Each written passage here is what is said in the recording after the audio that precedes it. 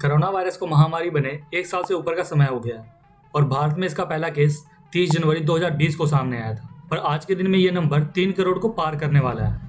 पिछले 1 साल में कोरोना की वजह से लोगों के हेल्थ पर असर तो हुआ ही, साथ ही इसका असर कई और चीज़ों पर भी देखने को मिला है, जिसका जिक्र हम इस वीडियो में करने वाले हैं।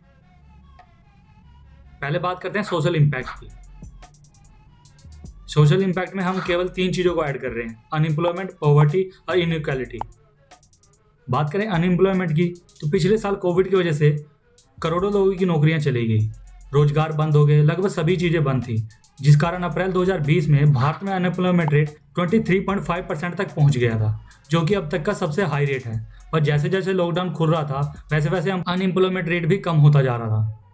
पर इस साल कोरोना का सेकंड वेव आया, जिस कारण दोबारा लॉकडाउन लगाया गया, जिसने फिर से करोड़ों लोगों की नौकरियां छीन ली। अप्रैल 2021 में 1.5 करोड़ और मई में 75 लाख लोगों ने अपनी नौकरी से हाथ धोए हैं। मई 2021 की रिपोर्ट में लगभग 15% अनएम्प्लॉयमेंट रेट पाया गया, जो कि बहुत ज़्यादा है। कोरोना से पहले एवरेज अनएम्प्लॉयमेंट रेट लगभग 5.5 के करीब था।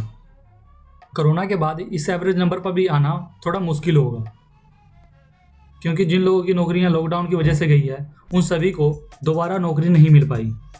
भारत में 40 करोड़ लोगों के पास कोई स्थायी जॉब नहीं है और ये डेली वेजेस पे काम करने वाले लोग हैं, जिस वजह से ये थोड़ा मुश्किल होगा।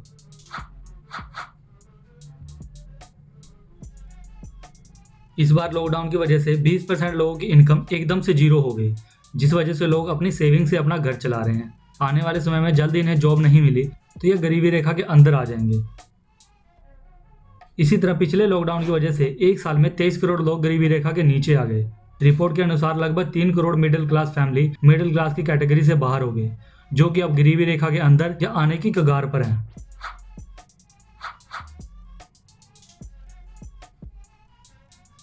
आपने सुना ही होगा कि अमीर और अमीर होता जा रहा है, गरीब और गरीब होता जा रहा है। इस कोरोना की वजह से ठीक ऐसा ही हुआ है।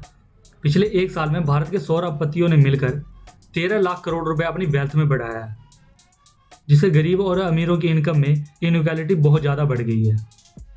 और यहाँ ये गलत नहीं है कि उनकी इनकम बढ़ गई है, यहाँ गलत ये है कि जब देश के कुछ लोगों के पास देश का आधे से ज़्यादा पैसा हो तो एक तरीके से कंट्रोल उनके हाथों में होता है, जो कि देश के विकास में रुकावट खड़ी कर सकते हैं।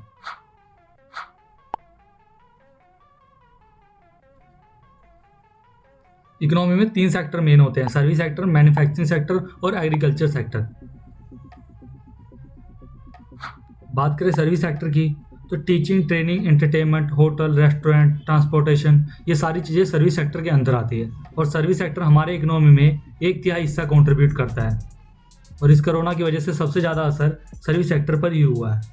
कोरोना की वजह से होटल, रेस्टोरेंट, थिएटर काफ़ी समय के लिए बंद कर दिया गया था, जिस वजह से लॉकडाउन का ज़्यादा असर इन्हीं सेक्टर पर देखने को मिला है। कोरोना की वजह से 97% लोगों की इनकम में कमी आई है, जिस वजह से लोग अब खाने जैसी ज़रूरत की चीज़ों पर ही पैसा खर्च कर रहे हैं। लोग कार, बाइक और ऐसी चीज़ें जिन्हें खरीदने की इतनी ज़रूरत नहीं है, लोग उन पर पैसा नहीं खर्च कर रहे हैं। इन दिनों लोग अपने पैसे को अपनी हेल्थ के लिए सेव करना चाहते हैं। यही हाल और देशों का भी है, जिस वजह से भारत का एक्सपोर्ट 12% से कम हो गया है। कंजप्शन कम होने की वजह से मैन्युफैक्चरिंग सेक्टर पर भी बुरा असर पड़ा है। अब बात करें एग्रीकल्चर सेक्टर की। बाकी सभी सेक्टर पर कोविड का बुरा असर हुआ है, पर केवल एग्रीकल्चर सेक्टर पर ही इसका अच्छा प्रभाव देखने को मिला है। जहां सभी सेक्टर की ग्रोथ नेगेटिव में थी, वहीं एग्रीकल्चर सेक्टर की ग्रोथ पॉजिटिव में थी, जिस कारण लोग सर्विस सेक्टर को छोड़कर एग्रीकल्चर से जुड़े बिजनेस पे ध्यान दे रहे हैं। कहा जा रहा है कि 2020-21 में 3.4% का ग्रोथ देखने को मिल सकता है। तो इस वीडियो के लिए इतना ही।